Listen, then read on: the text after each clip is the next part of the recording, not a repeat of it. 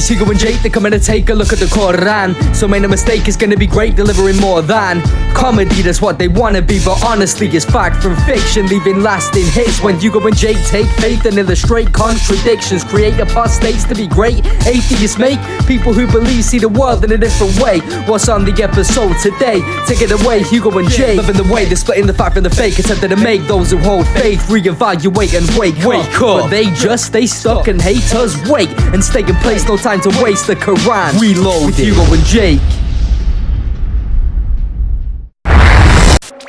Hello everyone, I'm Hugo.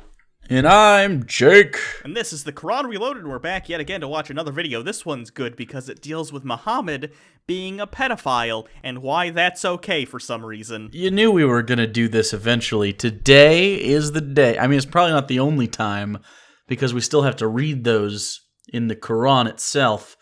But this person is like, hey, Muhammad was an alright guy for fucking that kid. Yeah, so let's step right into, hey, our prophet touched children. Let's try and justify it. The video. And we have to realize that we should think about the questions themselves and where they're emanating from, and perhaps the questions themselves are flawed. And I want to give you just one simple example that the right always uses, Islamophobes always use. I like that we're dropped right into the middle of a talk on Islam with zero context, and the best B-roll footage they could muster up is a destroyed Viking ship. Because when I think Islam, I think Nordic seamen. I also want to point out that he used the word Islamophobe, which is a word I really don't like, because it's so freely used to describe people that like criticize, question, or they're just otherwise skeptical of the religion. I suppose that also makes me a Trump phobe, a canned spinach phobe, and being Hugo's bottom phobe. You said you liked it. He would tear me. I'm very brittle down there. I'm not even big. He's just that thin-skinned around the anus. And they make a very big deal of it. And that is, they say, for example, your prophet, astaghfirullah, was, and they use a very vulgar word. Pedophile. The word is pedophile. And you can use that word because regardless of the social connotations involved, the definition of pedophile is simply a person who is sexually attracted to children. I mean, a 9-year-old is definitely a child, even if it's legal for them to be married in a culture. So yeah, Muhammad was definitely a pedo. Lucky for him, you didn't need a white van, a puppy, and a bag of candy to catch them. They're pretty damn elusive now. They're adapting. Interested in young people, and I don't want to use the word out of respect for the Prophet, because the age of Aisha was young age. It was 9 years old in the Sahih Bukhari hadith. Okay, she was 9 years old according to hadith of Bukhari. And just to be clear, her age was 6 when Muhammad married her. 9 was when he penetrated her with his 56-year-old penis repeatedly until he came inside of her prepubescent vagina. We're just gonna let that sit there for a bit in your head. Yeah, I had to write that. Yeah. And so they use a very vulgar word. And I've had young men and women come to me, Muslims, and they say, how can we accept this? This is something that is vulgar. It's unethical. I can't believe that a prophet would do this. So Muslims come to you, and the big problem they have with Muhammad wasn't the warlording or the murder or any of the non-murder violence. It was that he fucked a kid. I mean, if you can excuse the other shit, why not this? Now is probably a good time to talk about a little practice known as bakabazi. Hugo, are you aware of bakabazi? I think so. I think I know what you're going to talk about. Does it involve young boys? It sure does. Bakabazi literally translates in Persian to boy play or playing with boys. This is a custom in many Arab and Muslim nations in which a group of men will take a young boy or boys, dress them like girls, makeup and all, and then make them dance. Now this doesn't sound too bad. This sounds like my kind of party. Although I would bring up the age of the dancing people. Young people just are not as good as older people at dancing. Take Justin Timberlake, for example. He is improved. But in this culture, in Bakabazi, when they're done dancing, the men... Well, the men fuck the kids. And this still is going on, and while in some areas it's technically against the law, like in Afghanistan for instance, these laws are rarely enforced, especially because the practice is typical among more powerful members in the community. So like, the shit with fucking kids is in your culture's backbone, guys. Now, this person, and this is a classic example, this question is emanating from a particular mind, coming from a particular culture, of a particular generation, and a particular time, and a particular place. Yes, one where we recognize it is not okay to force yourself on a child for sexual pleasure, whether by force or position of authority. You are correct. The worst enemies of the Prophet ﷺ, who smeared him with everything imaginable, they couldn't even think of this as a flaw. Oh, fucking kids is a flaw, all right. So is making up a religion and then murdering people based upon the shit you wrote down. But fucking kids too. Why? Because cultures vary, practices vary. And it's not just Islamic or Arab culture. The reality is, 500, 1,000 years ago, the world over, people were marrying at younger ages. Come on, guys, Hitler wasn't such a bad guy. In 1940s Germany, killing Jews was all the rage. Everyone and their grandmother was doing it. You go down to the corner store, get some penny candy and Zyklon B, and you have a whole weekend full of fun ahead of you. Crystal Knocked was funny. Why? Because the lifespan was shorter and young kids became mature faster. A 9-year-old of 1400 years ago is like a 16, 17-year-old intellectually and biologically of our times. Yeah, lifespans were shorter, but from all sources I could look up, it seems the reverse is true in regards to puberty. So it seems, and this is a shocker, that puberty is closely linked with diet and weight. Studies show that after industrialization, that is, the Industrial Revolution and subsequent simplifying of mass-produced foods, puberty began to set in earlier. Now, if you're gonna argue with me that a desert-dwelling culture such as this had similar nutritional standards to a modern person, you're probably just making excuses to fuck kids. Also, are you out of your fucking mind? A 9-year-old today, especially a girl, is vastly more intelligent than their ancient counterparts because of education and overall access to information. Also, your argument for people getting married younger due to shorter lifespans sort of falls apart when you mention we aren't talking about 2 9-year-olds, we're talking a 9-year-old and a 53-year-old man. A gross, beardy desert man. He invented a whole religion before she was able to stop shitting her pants.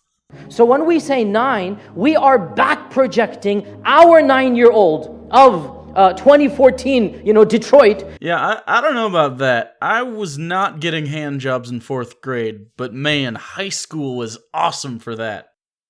Maybe I just wasn't a very sexy 9-year-old, though. Imagining a 9-year-old girl and then back projecting that into Medina and saying, oh, how could our Prophet marry somebody that's 9? See, this is a cultural bias. If not wanting grandparent-age people to have the ability to fuck people who is aged in the single digits is cultural bias, then fuck cultural subjectivity. This is the same type of argument that modern Christians use when we bring up slavery in the Bible. Oh, that's just cultural differences, implying somehow that God is changing his mind all the time about whether or not it's cool to fuck kids or enslave people. You think one time God was like, you can fuck kids, but only missionary, and now it's like you can't fuck kids at all? Was it a position thing? I don't think it was. I think you just shouldn't fuck kids. Also, they're probably bad at sex. Go do the research. In some states to this day, I'm from one of them, Tennessee, you can marry people at the age of 14 or 15, right? It's not magical the age of 18. Again, typically, this would be someone closer to your age, not someone over 5 times older than you. And I looked this up. Here is the law from the Nashville Clerk Office website. Quote, if either party is under the age of 18, they must be accompanied by his or her parents. Tennessee law does not permit those under the age of 16 to marry without a court order. The fee for marriage licenses is $99.50. So only 10 times older than Aisha. 50 years ago, 100 years ago, the average age of getting married was in your teen. 500 even more so. Romeo and Juliet. When Romeo and Juliet was written, do you know the age of Romeo and Juliet in the Shakespeare's play? Romeo and Juliet are supposed to be 14 and 13 years old. And that turned out great, right, guys? Also, hate to harp on this, but neither Romeo or Juliet were 53-year-old men with multiple wives. Just putting it out there. And that's why they had 14 and 13-year-old actors play Romeo and Juliet. Now, in our times, if Romeo and Juliet were 14 and 13, they'd go to jail for pedophilia or something like this, right? No, 13 and 14-year-olds can fuck the literal shit out of each other. Legally. Like all sorts of awkward blowjobs with way too much teeth and teenage boys that come in their pants too soon. That's not pedophilia. That's just two kids fucking each other. For pedophilia? Okay, now I think you weren't saying pedophile not because it's insulting to Muhammad. I just don't think you know how to pronounce it. You don't, but look, when Shakespeare's writing, and Shakespeare's only 500 years ago, Romeo and Juliet are supposed to be 14 and 13 because of his era. 14 and 13 is like our era, 18 and 17. Okay, so Muhammad is less like a 9-year-old fucking a 53-year-old man and more like a 15-year-old fucking a 78-year-old crypt keeper looking motherfucker.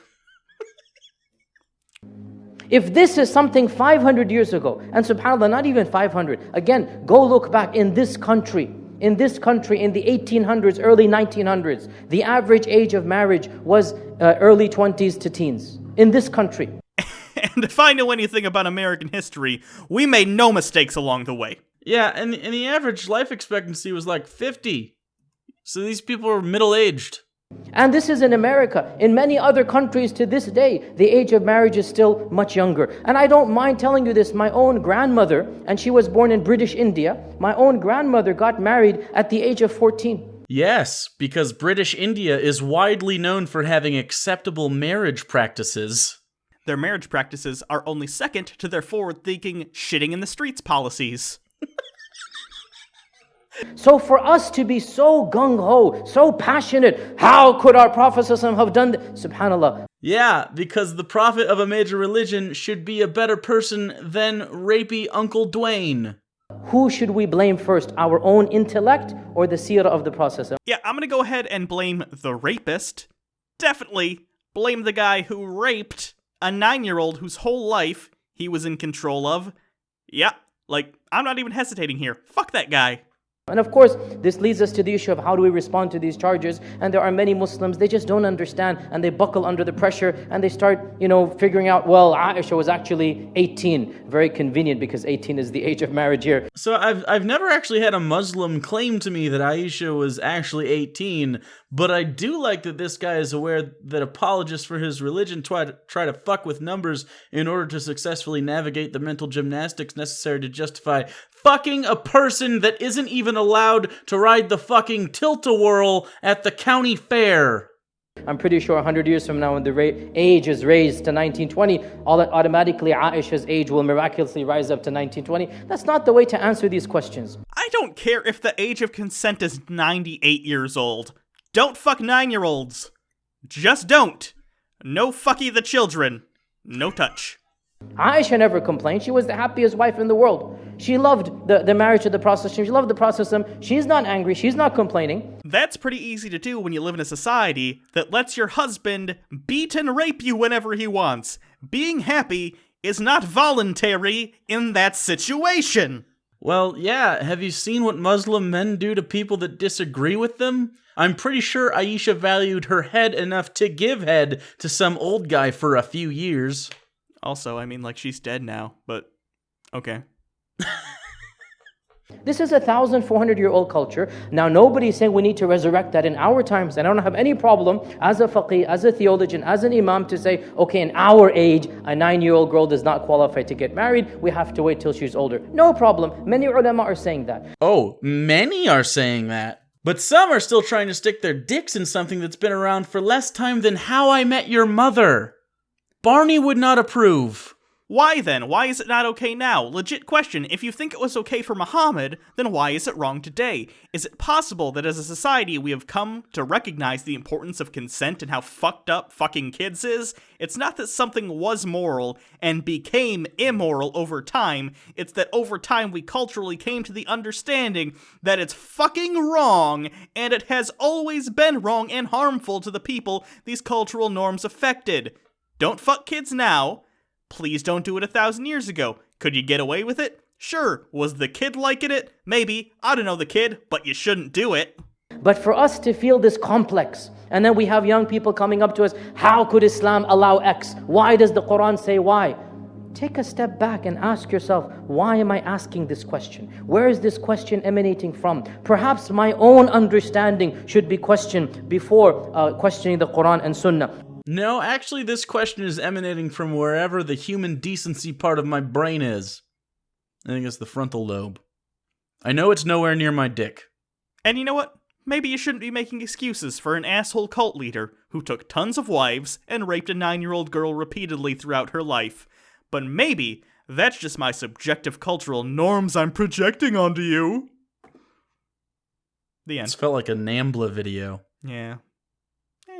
So yeah, Muhammad, definitely a pedophile. You could literally not make any argument. Once you admit to me he had sex with a 9-year-old, there is no words that could come out of your mouth that would undo that. You can't reseal that. It's like a can of Pringles. Once you pop, you can't stop. Much like Muhammad's 9-year-old wife. So yeah, that's all kinds of fucked up. Don't fuck kids, I guess is the moral of this episode. We don't usually have a lot of morals in our episode, but yeah, if there's one, like, just don't do that. Just don't do it. Nope. Like, if you think about it, cool. Like, maybe if you want to draw, get some lolly in your life, I'm cool with that. But don't fuck kids. Like, if you get a time machine and go back in time, still don't fuck Still kids, don't. please. No, even if it's culturally acceptable in the era. Like, you can totally fuck Muhammad, though. Yeah. If you'd like. Go back in time and fuck 9-year-old Muhammad. Wow. He's the only kid we'll allow you to fuck. Maybe that's why. You guys are hypocrites. It's a joke. Chill the fuck out. Anyway, you can always follow us on Twitter at Bible Reloaded. You can follow Hugo at Hugo Reloaded. You can also subscribe to the channel and get things. Probably not about child rape, but things. You can also donate to our Patreon campaign. We do a once-a-month patron-only hangout. That's a lot of fun. Yeah, we'll do that soon. It's got to be by the end of the month. We'll do it. Also, if you have any videos like this that you want us to do specifically, leave them in the comments. I guess we should ask you guys for those so it's easier for us to find them. So, yeah. Do that. Some of them are boring as fuck, though. Like, anything over 10 minutes is probably a no-go. Yeah. Usually, 5 to 7 is a sweet spot. Yeah. Good times. Anyway. So, until next time, I am Hugo, who has never raped anyone, especially children. I'm Jake, and I'm pretty sure Hugo raped me. I feel like he's lying about this. Okay. Just to be fair, you forgot your safe word. That's not on me. That's on you. The word is periwinkle. Damn it! Yeah. Maybe that was on me. I thought it was alabaster. Yeah, they're close. I get it, but you gotta stay on point, or else you get the point in your pooper. You're so bad at rape. You can leave now.